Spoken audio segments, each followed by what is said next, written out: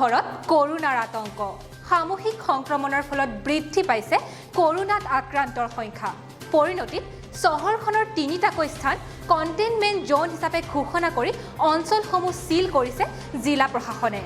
বুবুল ডেকাৰ পিছত কন্যাকা গাখীৰ বিপণীৰ ব্যৱসায়ী পুতুল বৰুৱাৰ সংস্পৰ্শলৈ অহা লোকসকলৰ তালিকা স্বাস্থ্য বিভাগে প্ৰকাশ কৰাৰ পিছত এতিয়া চহৰখনত ব্যাপক প্ৰতিক্ৰিয়াৰ সৃষ্টি হৈছে শোণিতপুৰ জিলা উপায়ুক্তৰ বাসভৱনৰ কৰ্মচাৰী তিলক পাঠক আৰু গৃহৰক্ষী জোৱান প্ৰফুল্লনাথৰ দেহত কোভিড পজিটিভ পোৱাৰ লগতে তেজপুৰৰ ব্যৱসায়ী পুতুল চন্দ্ৰ বৰুৱা সংক্ৰমিত হৈছে কোভিডত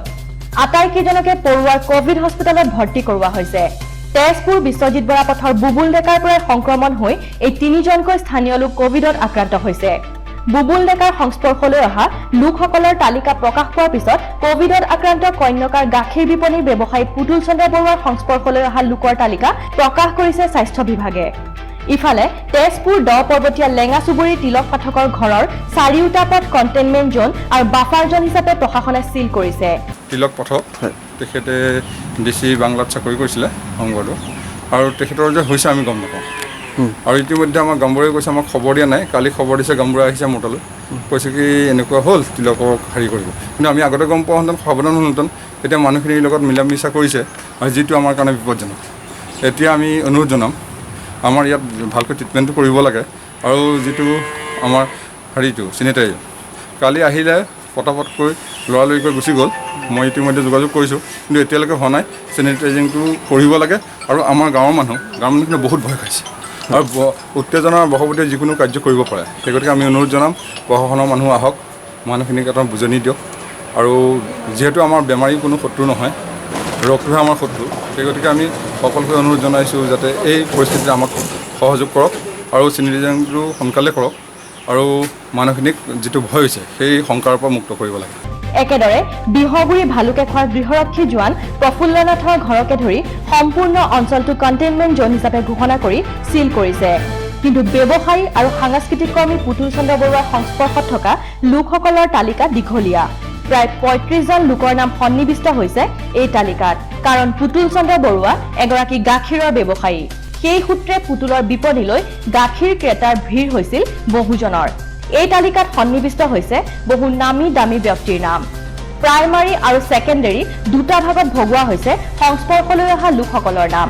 কোন কোন পুতুল চন্দ্ৰ বৰুৱাৰ সংস্পৰ্শলৈ আহিছিল চাওক প্ৰণৱ ডেকা হজৰাপাৰ উৎপল কলিতা হজৰাপাৰ প্ৰিয়াক্ষী বৰা হজৰাপাৰ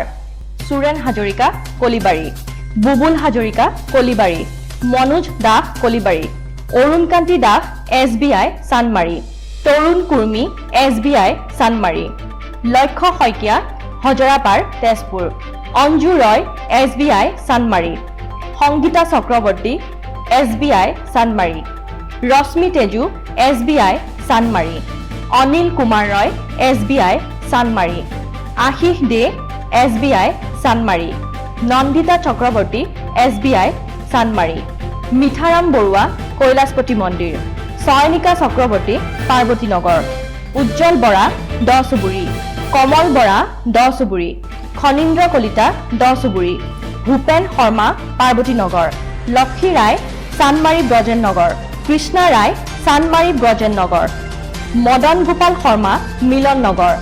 বাবন ঘোষ লালমাটি বৰভাগ সঞ্জীৱ নাথ হজৰাপাৰ অজয় শৰ্মা উষানগৰ প্ৰণৱ ডেকা হজৰাপাৰ অৰুণাভ বৰুৱা হজৰাপাৰ চন্দন হাজৰিকা হজৰাপাৰ